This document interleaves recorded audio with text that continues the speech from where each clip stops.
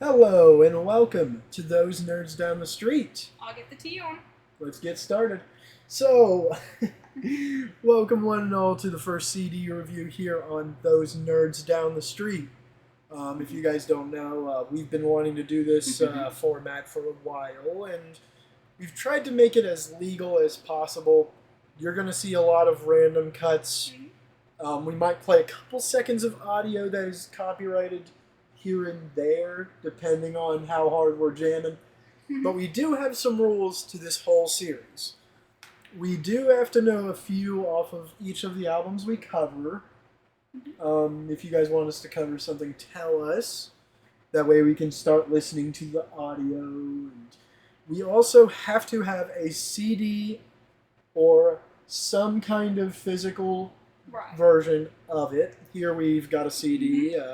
I think CDs are probably going to be the most common because I can get them easily. Right. But here we have Millennium. By the Backstreet Boys. This was 25 plus years ago. I think it was something like 27. But recently I noticed that they did what is called Millennium 2.0. They have re-released this with new tracks, bonuses. I'm so excited for it. And a new version of the Perfect Fan demo. I love that. I love the Backstreet Boys.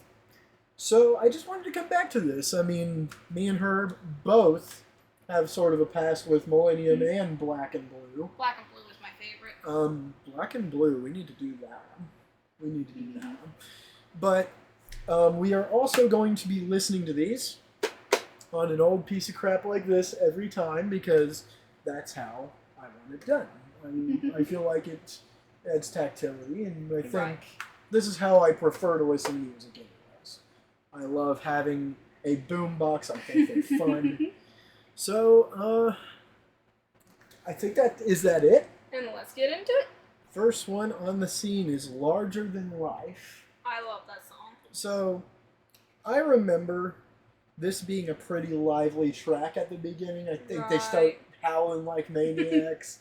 From my memory, I do recall this being a great way to start the album. Big, loud, and in charge, commanding attention. Right. This is also the one I would have thought was kind of like your space theme for like a movie. Oh, dude.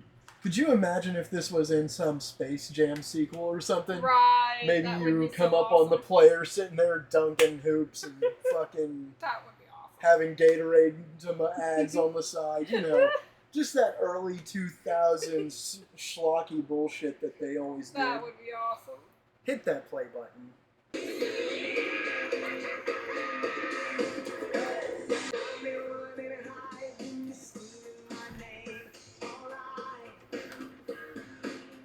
I'm gonna be honest, sitting here in my 30s listening to that, it almost makes me tired. No, but honestly, this is everything I remember it being. It's just as attention grabbing. Give it an 8. So we're always going to be, here's how we're going to do ratings. So it's going to be 1 through 10. She's got an 8. And our score combined will be X out of 20. And then that'll be that. As for me, I'm going to be honest, is that usually I like quieter music in the modern day. So this kind of thing I like here and there, but I got to be in a mood. I'm going to give it a 6. And that results in a 14 out of 20. Not a bad way to start this album. My favorite thing, weirdly, about this song is how much it makes you ready to listen to pop. Like, this should be in a pop CD compilation. My favorite is it just makes me want to get up and dance. Oh, yeah. And to be honest, if you're talking about the Backstreet Boys, then I guess it's doing its job. I want it that way. And let's hit that play button.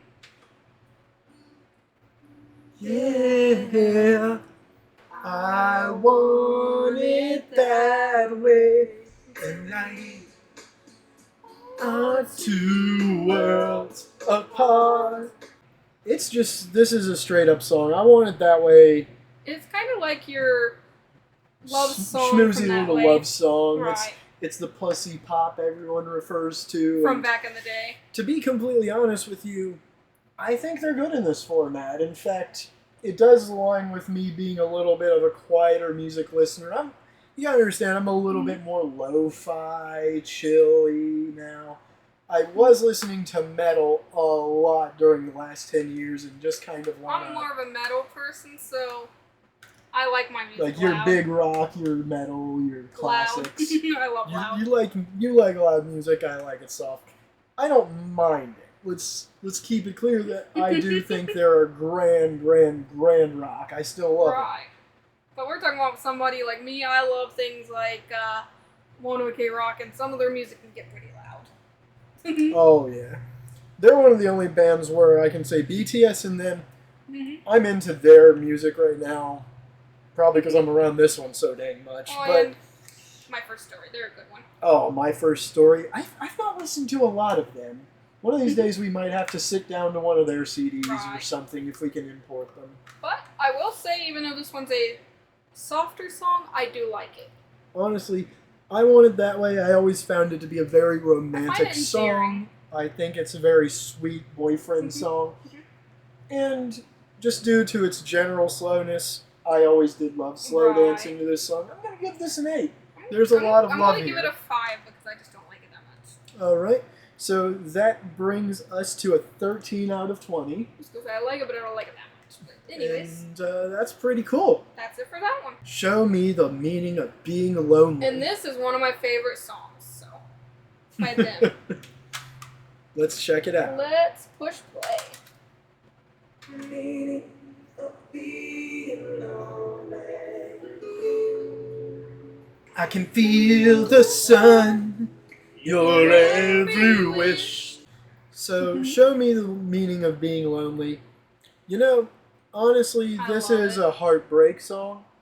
I kind of find it interesting how this seems to be kind of going in every aspect of relationships. It's not just love song after love song. There is a little bit of heartbreak, a little bit of mistrust, and... Well, for some reason, in high school, I didn't see it as a love or breakup song. I seen it as a more song that I correlated with because I never really had much friends. Oh, you so I was always like walking in loneliness. Oh yeah, so this is definitely one of those teenage angsty songs in a very different way from your, your Nirvanas or your rebellious stuff. It is the I am being misunderstood song. Right. And honestly, I'm not saying that those feelings aren't like a real thing because they super are. Right. This one feels over depressed in some ways though, and I do kind of like it though. It does bring me into a darker mood that I'm not in the mood to be in. I'm gonna have to give this one a 5, but it's not because of anything but myself. I'm gonna give it a 7. That brings us up to a 12 out of 20. Brings me back to that time. And I don't like it. It is a great song. It is a great song. It's just not one that I feel like feeling. I was gonna say, it's a great song, but it brings me back to my high school years, and I really don't like thinking about my high school years. Yeah. I think this makes it the lowest scoring so far, even though I do think it's a good song. Really goes to show you, feelings do have a lot to do with music. Next, It's Gotta Be You, and this is what I call this the Jackass style. I hate this thing. I love it. Like, I'm going to give you a quick 5-second version of this. I do not like this song. I think it's loud and obnoxious. It's one of my favorites. Hit it. So, now that I've thought over it, it's not the one I was thinking of, which is by NSYNC, but I hate that one. Honestly, it has a lot of loud where it just doesn't need it. Right. Like, you know how I'm a quieter guy. I totally forgot guy. About that one. This one gets a 3 for me. This one gets a 2 for me, even though I'm the one who likes loud music. I don't like that one. Like, I don't even know how to elaborate on my... I just hate it. I just hate it. I know not everything that's going to be on every album is going to be great. Right. This is a 5 out of 20, so, like, let's just roll on past it. I'm sure no throw at people who like it, but geez almighty, it ain't for me. I Need You Tonight. Now, I love this song. Something I don't think I've ever mentioned is this is actually the first song that I ever slow danced to with this little girl named Caitlin back in my elementary years. But the funny story about it is that I did it for Pokemon. Oh. So you gotta understand, Pokemon packs back in my childhood/teenhood were bargaining chips for my parents to get me to do whatever. They didn't use it ridiculously. They didn't go like do 70 chores for a pack. If they couldn't get me to do something that they think would help me better myself in some way, that was their kind of trump card. They would pull out, hey, you can go get a Pokemon pack next time we're in town. If you... They never, ever broke the promise either. If I did it, I had a pack. Right. That's what it was. So, I Need You Tonight, very, very nice little song. I have lots of nostalgia. Let's listen and just see how we feeling now.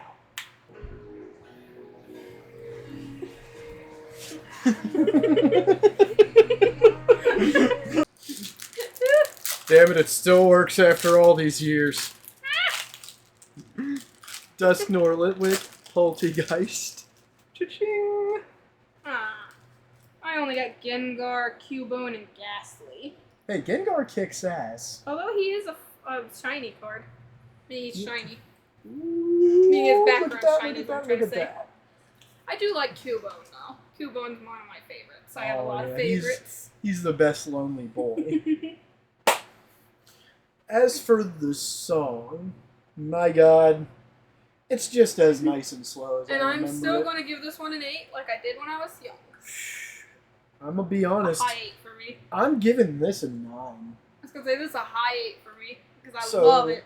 I believe that's 17 out of 20, making it leaps and bounds one of the best songs on this album so far. Right. I love that one. It's one of my favorites. I do think it's actually, the lyrics still are very powerful. I know, right? Despite it being for younger people back then, I feel like this could apply to adults just as easily. Like, this is the first one that sweepingly feels like a song I listen to on purpose at any point now. Don't Want You Back. I love this song. It's one of my favorite breakup songs. If this is the one I think it is, I recall liking it a lot even now. I think, because I had pieces of the Millennium album, so I have, like, just a playlist called All Music that I used for my factory job, and now that I'm gone from it, I ain't been really updating it. About 700 songs. I had a few from the Millennium album. I believe Don't Want You Back is one of them, and Spanish Eyes on here. That one, Spanish Eyes, and The Perfect Fan are all three on my recent playlist. So this is the first one I've listened to in a pretty long while. I wish we had Black and Blue because it has Bye Bye Bye on it, and I love that one. Dude, again, we're going to have to pull Black and Blue. I'll get a copy of it so we can do that.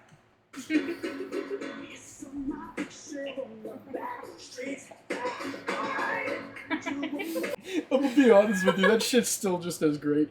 I'm going to just straight give this one a 7. I think all the lyrics are fun. Because it's awesome. I just love how they keep sounding like they're hitting their head against the keyboard every once in a while. Dun, dun, dun, dun. It's so funny. I don't know. This is an entertaining song. I got nothing else for it. It's fun. It's dumb. So we got 2 7s for the review. So I'm giving it a 6. You're giving it a 7. Oh yeah, 6 and 7. So that pulls to a 13 out of 20. It is fun. Number 7. Don't Want to Lose You Now. I love this one. I think this is going to be a good song, but I feel like it's going to probably fall just under the same problem it did with the other one, where I just don't love feeling the feelings I feel off of this song anymore. So it's probably going to get a low rating from me for that. I love this song. Do know that if I give it a low rating, I don't always think it's just a bad song. Bringing Me Back to Somewhere I Don't Want to Be has to be considered. You know, feelings, again, I feel like music. You can hate your favorite song in the world one day and love it the next. Right. That's kind of what's interesting to me about doing this in general. Looking back on a whole CD or a whole this or that. I like the music more in the background than the words. You know what? I'm going to give this one a 7. I really do think it's a lot better than I thought it would be. It's a 9 for me because I love this song and I always did. The lyrics aren't as depressing as I thought they'd be. Right. and I really do like the backing to it. It's quite the hooky little guy. I like it do because like he's him. basically talking about how he just doesn't want to lose the person he loves.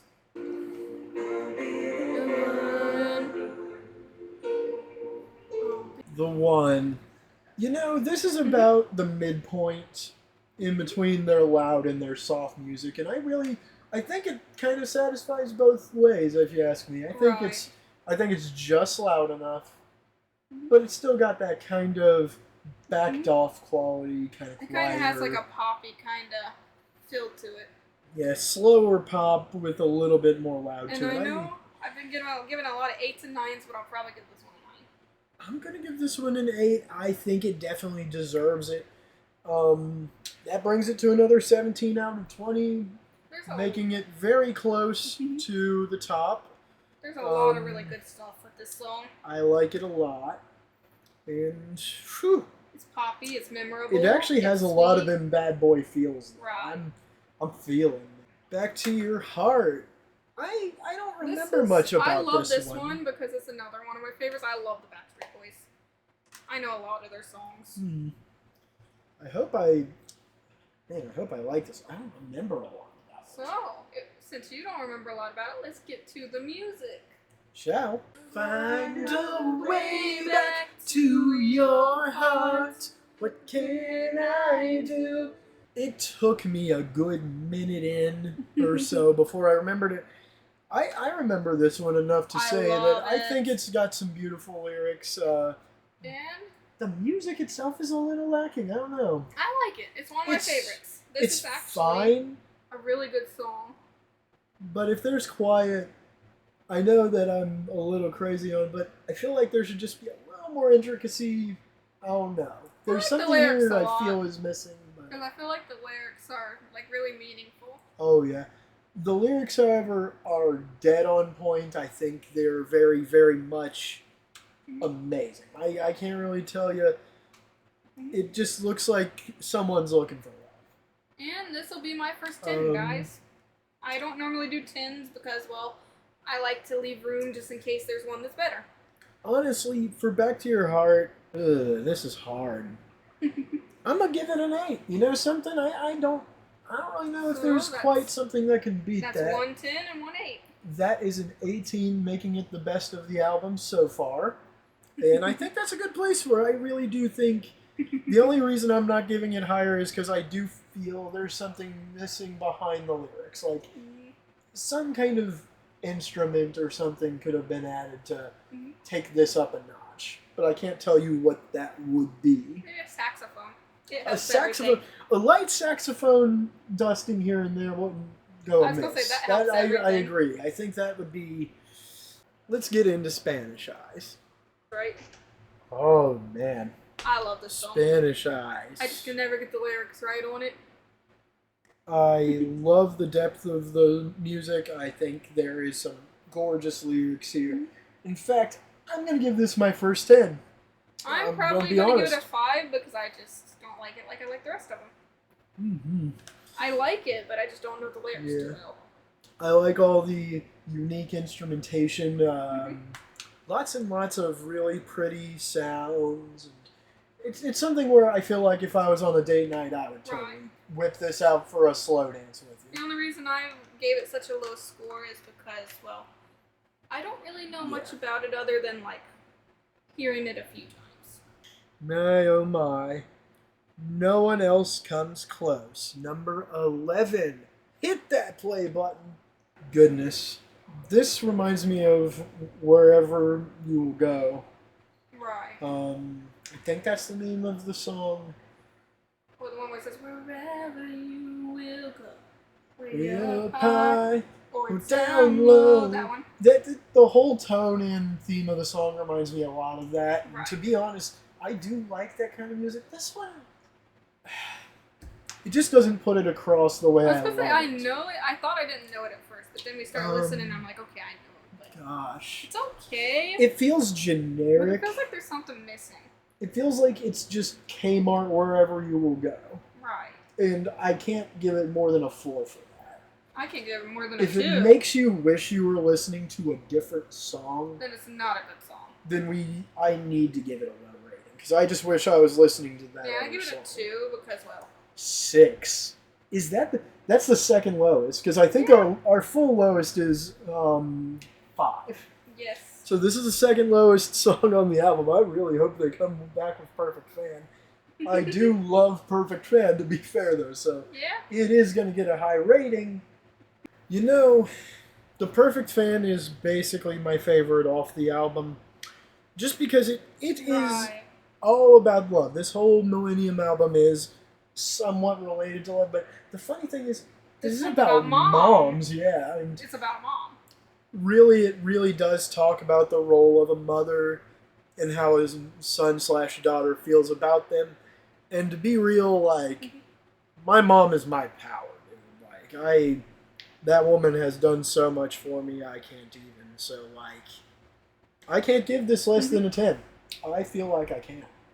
I give it a 10 as well. That's a 20 out of 20. And love all you mothers out there who have made me who I am today. I have several mothers in my life. I have several mothers in my life.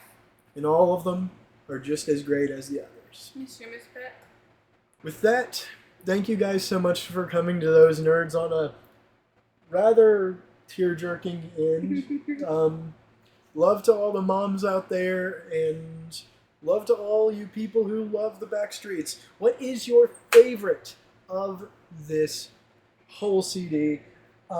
Perfect Fan. Perfect Fan for me. Mine would have to be Show Me the Meaning of You. Show Me the Meaning was Spanish Eyes. I've always loved Spanish Eyes. I thought it was always beautiful. Thank you guys so much for coming to Those Nerds video podcast, and we'll see you next time. Peace now. Bye!